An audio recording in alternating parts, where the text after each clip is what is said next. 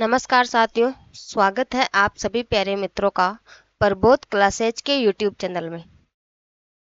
साथियों, आज से हम जो है काव्य शास्त्र की शुरुआत कर रहे हैं और काव्य शास्त्र में हम संपूर्ण सिलेबस के बारे में चर्चा करेंगे, जिसमें आपके काव्य प्रयोजन, लक्षण, हेतु, अलंकार, छंद, लगभग जो है आपका काव्य शास्त्र वाला जो भी है पार्ट, उसको हम कंप्लीट जो आपके YouTube के माध्यम से फ्री पढ़ेंगे। ठीक है। काव्य शास्त्र में अगर हम सबसे पहले बात करते हैं तो सबसे पहले मैं आपके सामने एक टॉपिक लेके आई हूँ, काव्य प्रयोजन। यहाँ से हर बार एग्जाम में एक प्रश्न आपको जरूर मिलता है देखने को। तो काव्य प्रयोजन ये टॉपिक अपना जो है आज हम इसके बारे में बात करेंगे। काव्य और प्रयोजन आपके सामने दो शब्द हैं। ठीक है। इस शब्द को देखते ही हमें यह तो पता लग गया कि काव्य और प्रयोजन दो अलग अलग शब्द हैं। यहाँ हम अगर काव्य के बारे में बात करें और आपके इधर प्रयोजन के बारे में बात करें, एक मिनट। अगर हम यह बात करें, आपके सामने एक शब्द है काव्य और एक शब्द है आपके सामने प्रयोजन। ठीक है।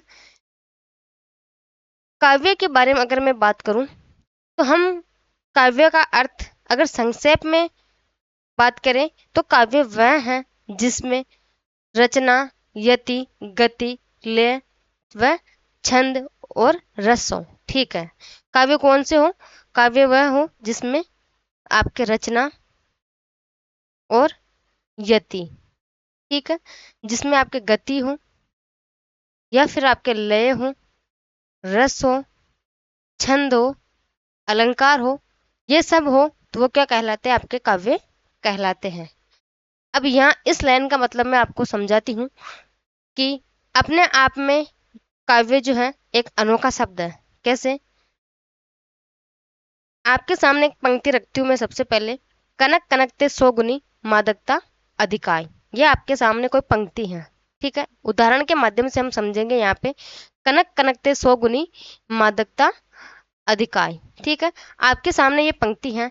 अब इस पंक्ति में अगर मैं यहाँ बात करूँ तो आपके इसमें छंद है, रस है, लय है, ताल है, ठीक है, अलंकार है, यति है, इसमें गति है। ये सब आपको जो है इस पंक्ति में देखने को मिलती है। तो आपके इसमें क्या है? ये एक काव्य है। ठीक है। काव्य ये एक आपका है ना। और अगर जैसे ही अब मैं एक वाक्य और बोलूं कि कल मैं वहां जाऊंगी, ठीक है, मैंने बोला एक वाक्य कि कल मैं वहां जाऊंगी, तो इस पंक्ति में ना तो कोई लय है, ना गति है, ना आपके छंद है, ना अलंकार है। तो ये सिर्फ जो है एक वाक्य, सामान्य वाक्य था। कौन सा? कल मैं वहां जाऊंगी या फिर कल मैं वहां गई थी, कुछ भी। तो ये आपका एक सामान्य वाक्य हो गया।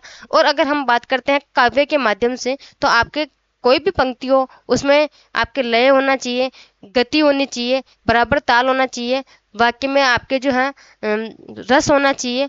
तो ऐसे जो है पंक्तियां, उनको हम क्या कहेंगे? काव्य कहेंगे।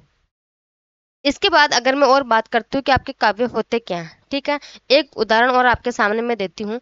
जैसे एक पंक्ति है या फिर एक आपके सामने एक गीत मान लो। आपके जो हिंदी के युग कवि कुमार विश्वास ने जो है इन्होंने गाया था एक गीत, और वो गीत है आपके सामने। कोई दीवाना कहता है, कोई पागल समझता है। अब आपके सामने ये गीत है, ठीक है, इसमें आपके बिल्कुल इसमें लय है, ठीक है, ताल है, रस भरा है, बिल्कुल रस भरा है, सुनने में अच्छा लग रहा है आपको, है ना। तो ये क्या है? आपके काव्य है। अगर इसी जो गीत है, इस गीत को अगर मैं ऐसे गा देती कि कोई दीवाना कहता है, कोई पागल समझता है, ठीक है, तो इसको कोई भी नहीं समझता। इसमें किसी प्रकार का काव्य का प्रयोग नहीं किया है। ठीक है। और अगर इसी को मैंने जो है आपको लय के माध्यम से सुनाया है कि कोई दीवाना कहता है, कोई पागल समझता है, ठीक है, तो ये आपका क्या हुआ? एक काव्य हुआ। आशा करती हूँ कि आपको काव्य का अर्थ बिल्कुल अच्छे से समझ में आया होगा। ठीक है। अब हम दूसरी ओर, आपका एक शब्द है प्रयोजन। प्रयोजन का जो है साथियों जो है अर्थ क्या होता है? इसका अर्थ होता है उद्देश्य। क्या होता है? उद्देश्य। ठीक है। अब हम उद्देश्य के बारे में बात करते हैं। जैसे मैं आपके सामने सबसे पहले एक उदाहरण रखती हूँ कि जब हमने बीएड की थी, क्या की थी? बीएड। ठीक है। जब हमने बीएड की थी तभी हमने सोच लिया था कि हमें शिक्षक बनना है, यही सोचा था, आप लोगों ने भी यही सोचा होगा कि जब जब आपने बीएड करने की ठानी थी, तब आपने उसके बाद आपका जो लक्ष्य था वो यही था, उसका उद्देश्य था वो यही था कि मुझे जो है शिक्षक बनना है। तो आपका जो शिक्षक बनना था यही क्या था, आपका एक उद्देश्य था।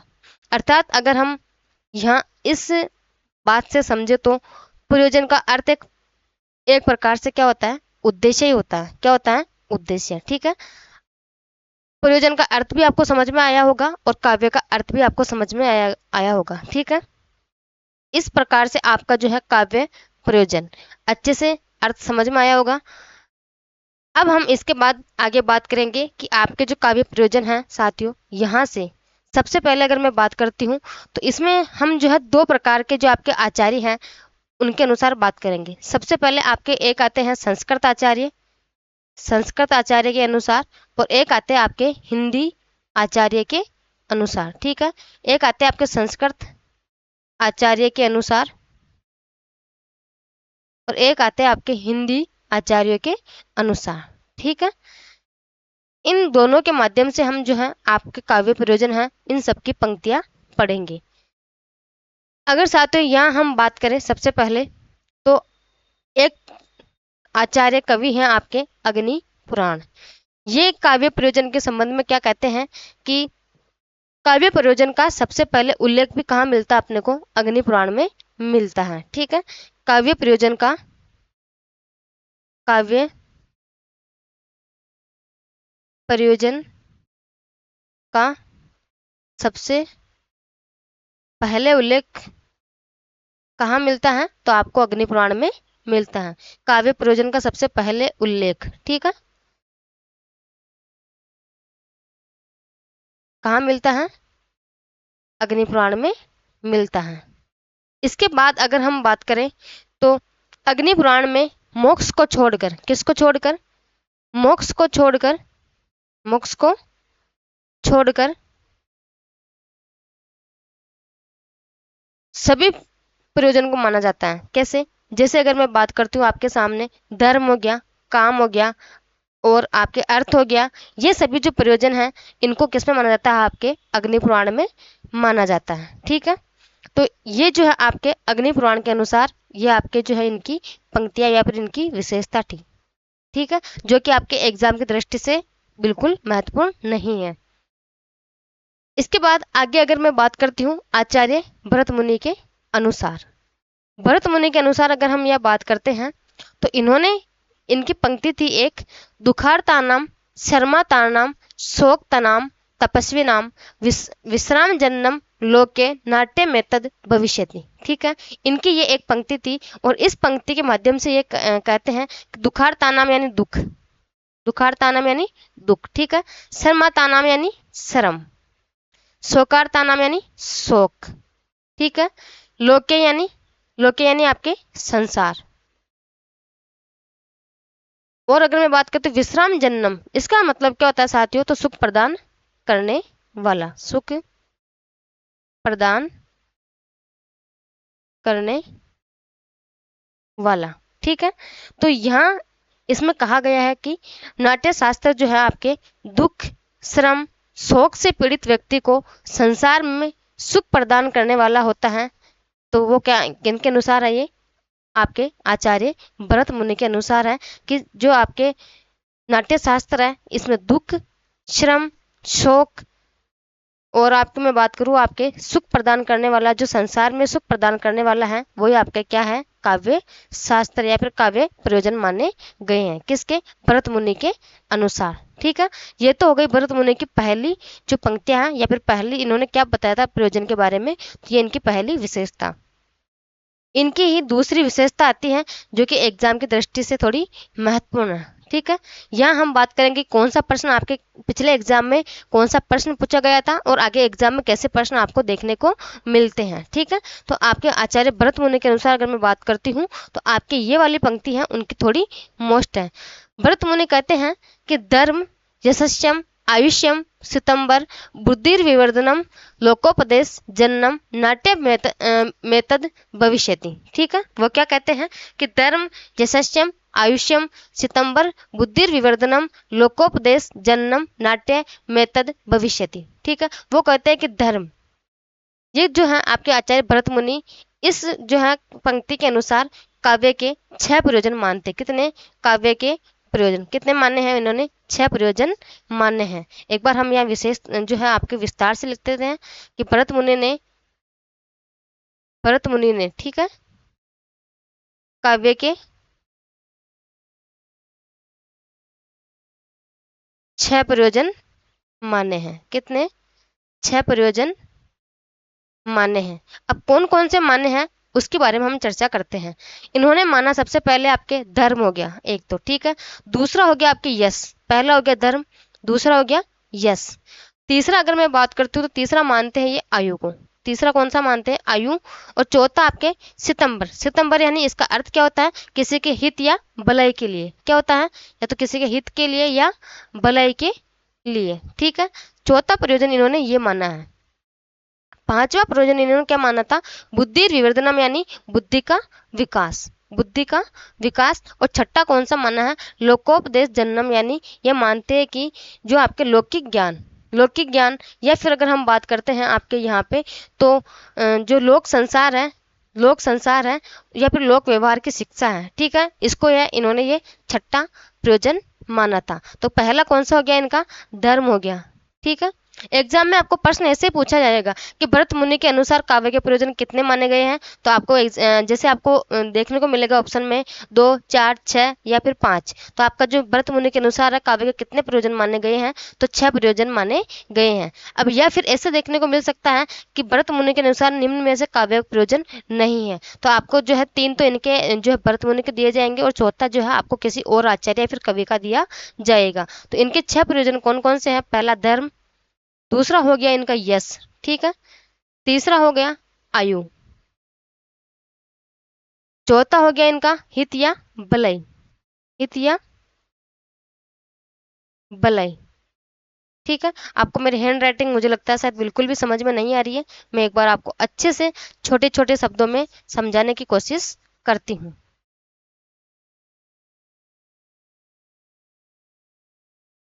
हम यहाँ सबसे पहले बात करेंगे आचार्य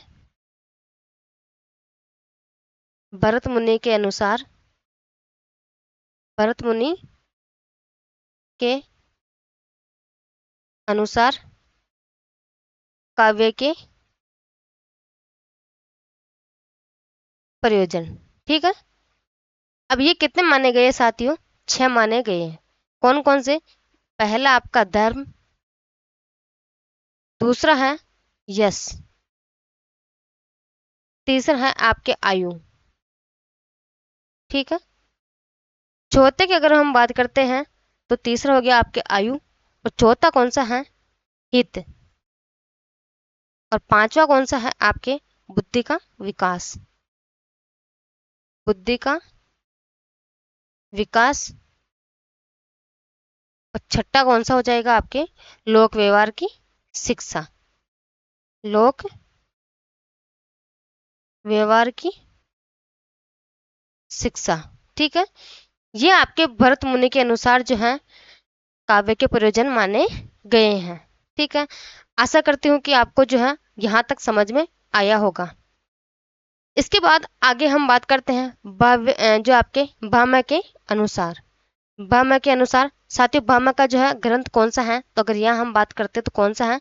काव्य अलंकार। ये तो क्या है? आपके भामह का ग्रंथ है, ठीक है।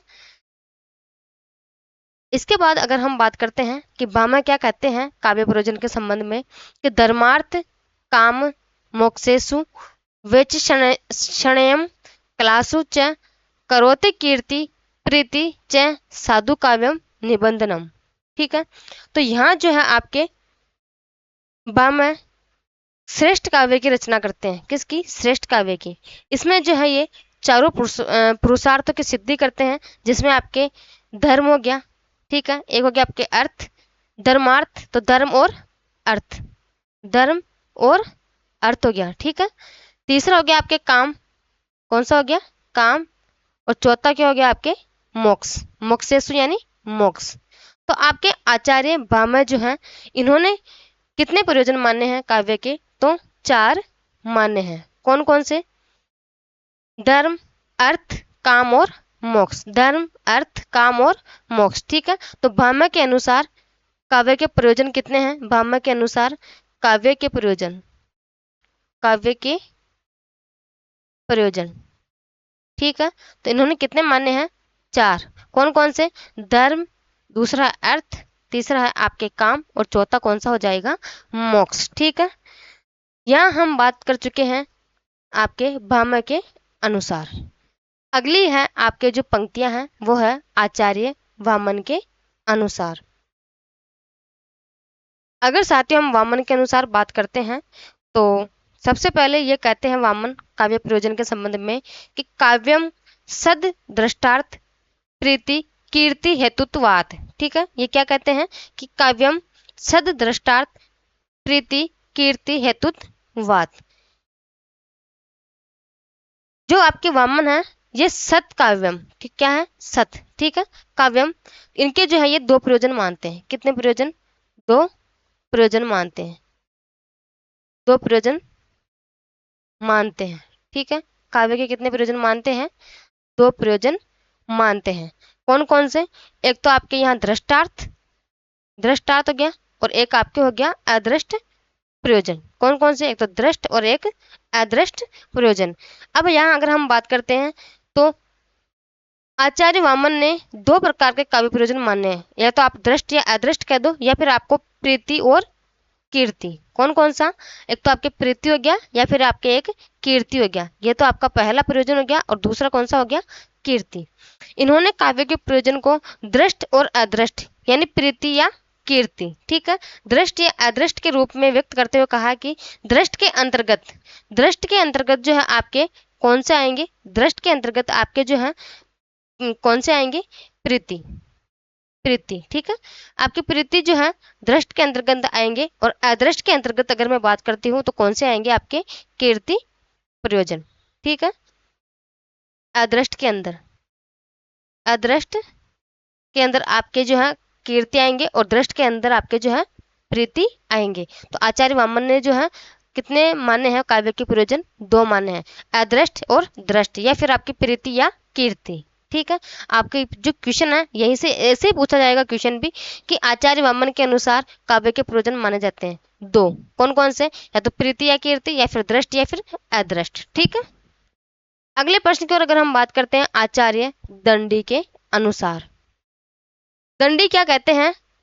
इदमंदनम तमः कर्तेशनम जायेत भुवनत्रयम यदि शब्दार्थ ज्योतिरा सान दीप्यते। ठीक है, ये कहते हैं कौन? आचार्य दंडी, कि इन्होंने कहा है आचार्य दंडी ने कि आपके ज्योतिरा सा नाम, ठीक है, ये क्या? आपके ज्योति यानी ज्ञान, ज्ञान रूपी, दीप्यते यानी प्रकाश, ज्ञान रूपी प्रकाश। ठीक है, तो ये कहते हैं कि शब्द के महत्व पर प्रकाश डालते हुए कौन कहते हैं? दंडी, शब्द का ज्ञान प्रकाश देने वाला और यश को स्थायित्व प्रदान करने वाला होना चाहिए। दंडी क्या कहते हैं कि शब्द का ज्ञान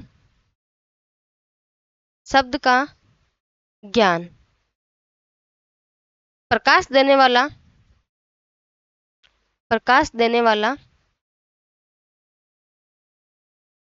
और यश को स्थायित्व प्रदान करने वाला होना चाहिए, यश को स्थायित्व प्रदान करने वाला होना चाहिए, प्रदान करने वाला होना चाहिए। ठीक है, ये कौन कहते हैं? आपके आचार्य दंडी कहते हैं। इसके बाद अगर मैं बात करती हूँ आचार्य रुद्रट के अनुसार। साथियों, रुद्रट क्या कहते हैं? ये कहते हैं कि रुद्रट ने युगान तक रहने वाला यश, धन प्राप्ति, विपत्ति नाश, अलौकिक आनंद, कामना और पुरुषार्थ, ये सभी जो है इन्होंने काव्य के प्रयोजन माने हैं। इनमें से जो है इन्होंने यश को जो है विशेष महत्व दिया था। किसने? रुद्रट ने। ठीक है, अब हम यहाँ बात करें रुद्रट की, अगर हम एक बार यहाँ पर परिभाषा की अगर हम बात करें, रुद्रट कहते हैं क्या काव्य प्रयोजन के संबंध में, तो वो कहते हैं कि धन, ठीक है, यश और अलौकिक आनंद, अलौकिक आनंद, ठीक है, अलौकिक आनंद। और अगर वो बात करते हैं तो कामना, पुरुषार्थ, इन सब के अंदर जो है रुद्रट ने कहा कि जो यश है आपके, ये जो है काव्य प्रयोजन में सबसे ज्यादा विशेष महत्व देता है। सबसे ज्यादा विशेष महत्व कौन देता है? तो आपके यश देता है, ठीक है। तो आपके रुद्रट भी जो है यश को काव्य प्रयोजन के लिए महत्वपूर्ण मानते हैं, ठीक है। इसके बाद अगली जो है आपके अगले आचार्य हैं आनंद वर्धन। आनंद वर्धन क्या कहते हैं कि तेन ब्रूम सहृदयम मन प्रियते ततस्वरूपम, ठीक है। तो ये कहते हैं कि जो आपके प्रीति हृदय है, अर्थात इन्होंने प्रीति को, किसको? प्रियते यानी प्रीति को, ठीक है। इन्होंने प्रीति को अधिक महत्व दिया। इनकी प्रीति जो है रस से परिपूर्ण है। किनकी? आनंद वर्धन की। इनकी जो प्रीति है वो रस से परिपूर्ण है, ठीक है। ततस्वरूपम यानी रस से परिपूर्ण है। किसकी? आनंद वर्धन की। तो आपके आनंद वर्धन भी जो है प्रीति को काव्य का जो है विशेष काव्य प्रयोजन के लिए विशेष मानते हैं। किसको? प्रीति को। इसके बाद अगर हम बात करते हैं आचार्य कुंतक के अनुसार, कुंतक क्या कहते हैं?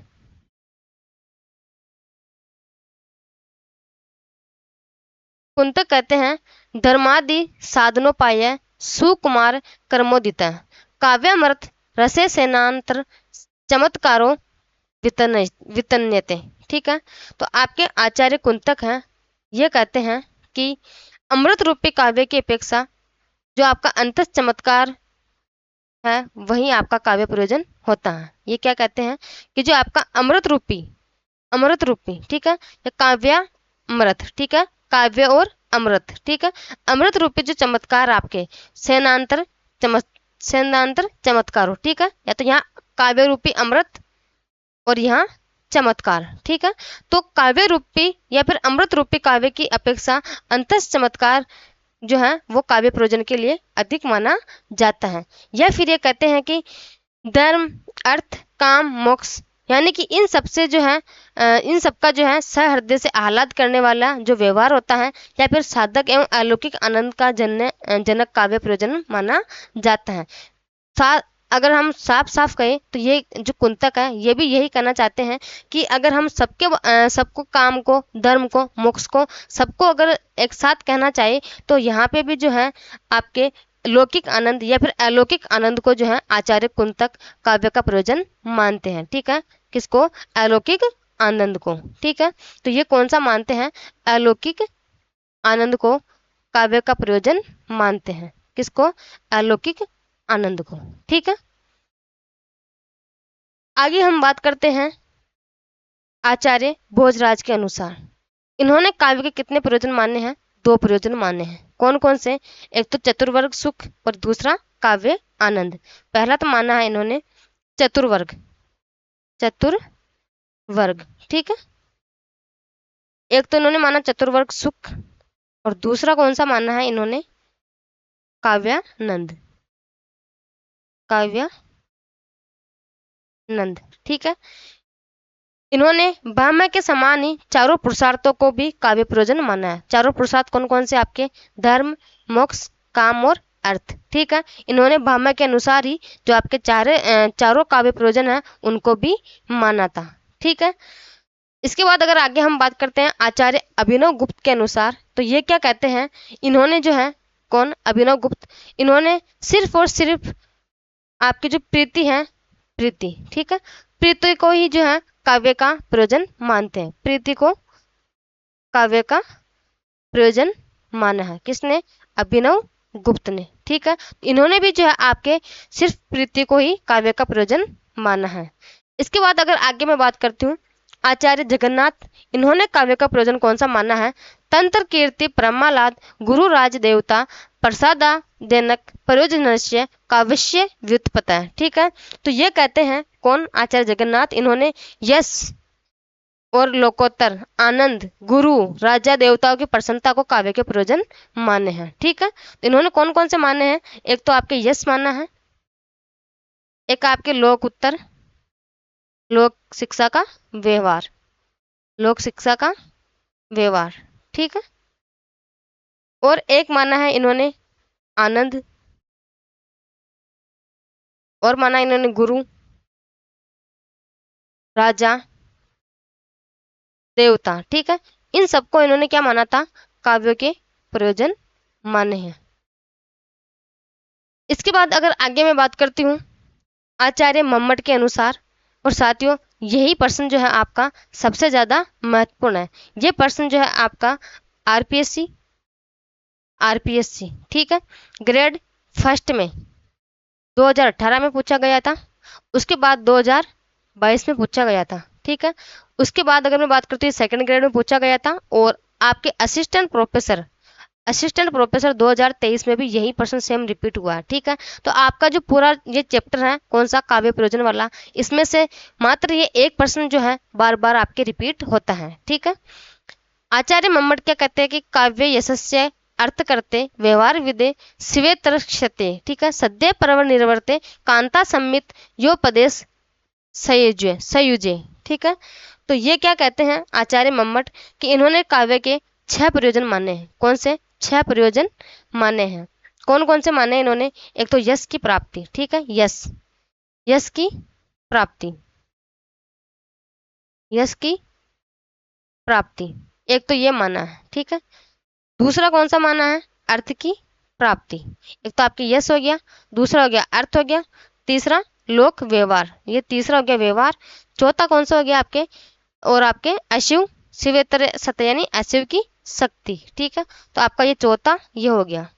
पांचवा माना इन्होंने कि सद्य परिनिवर्ते, ये पांचवा इन्होंने काव्य प्रयोजन माना है। और छठा कौन सा माना है इन्होंने, प्रभु या गुरु के समान उपदेश कांता सम्मित प्रयोदस्य, ये जो है आपका ये इन्होंने छठा प्रयोजन माना है, ठीक है। कौन कौन से, यश हो गया, अर्थ हो गया, व्यवहार हो गया, और आपके स्वेत हो गया, सद्य प्रनिवर्ते हो गया, और कांता सम्मित यो पदेश जो, ठीक है। ये कौन से हो गए आपके आचार्य मम्मट के अनुसार काव्य के प्रयोजन। इन्होंने कितने माने हैं, 6 माने। आपको तो सिर्फ एग्जाम में इतना पूछा जाता है ये पंक्तियां देकर कि ये जो पंक्तियां हैं ये किस जो है आपके आचार्य की हैं, तो आपके आचार्य मम्मट की हैं, ठीक है। इसके बाद अगर हम बात करते हैं हिंदी मत में काव्य प्रयोजन, जो आपके हिंदी के कवि हैं आचार्य हैं उनके अनुसार हम काव्य के प्रयोजन के बारे में बात करते हैं। सबसे पहले हम तुलसीदास जी का जो प्रयोजन है उसके बारे में बात करते हैं। करीति बणिति बूति बर सोई सुरसरी सम कहे हित कोई। तो यहाँ पे जो है वो कहते हैं कि कविता रूपी संपत्ति वही उत्तम है जो बिना किसी भेदभाव के सबका भला करे तथा गंगा के समान सबका हित करती हो, ठीक है। तो वो क्या कहते हैं तुलसीदास जी कि कविता रूपी संपत्ति वही उत्तम है जो बिना किसी भेदभाव के सबका भला करे, या फिर गंगा के समान सबका हित यानी सबका भला करती हो, ठीक है। तो ये किसने कहा था, आचार्य तुलसीदास ने कहा था। और आपको सिर्फ एग्जाम में ये पंक्तियां देकर पूछी गई थी, और ये प्रश्न आपके आरपीएससी ग्रेड फर्स्ट 2022 में पूछा गया हुआ प्रश्न, ठीक है। तो आपको ये पंक्तियां हिंदी प्रयोजन में तो आपको जो तुलसीदास की पंक्ति याद रखनी है, और आपके जो है संस्कृत आचार्यों में आपको मम्मट की जो पंक्ति है बिल्कुल मोस्ट है, आपको फिर से वो याद रखनी है।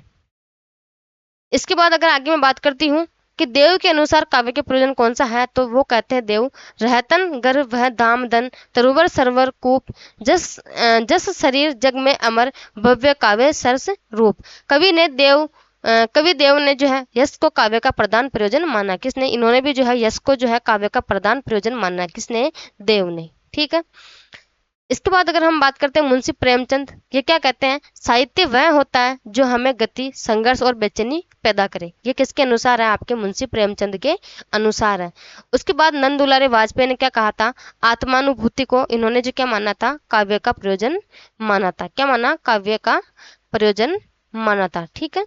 और आपके नगेंद्र क्या मानते हैं, तो आत्माभिव्यक्ति को काव्य का प्रयोजन माना। किसने, नगेंद्र ने जो है आत्माभिव्यक्ति को माना है, और नंद दुलारे वाजपेयी ने आत्मानुभूति को माना है, ठीक है। तो यहाँ तक होता है साथियों अपना काव्य शास्त्र का एक टॉपिक काव्य प्रयोजन वाला कंप्लीट, जिसमें आपको सिर्फ 2 पंक्तियां याद रखनी है। एक तो आपको तुलसीदास की, और उसके बाद अगर मैं बात करती हूँ तो आपको आचार्य मम्मट की जो पंक्ति है वो बिल्कुल आपको कन्फर्म जो है आपको अच्छे से याद होनी चाहिए।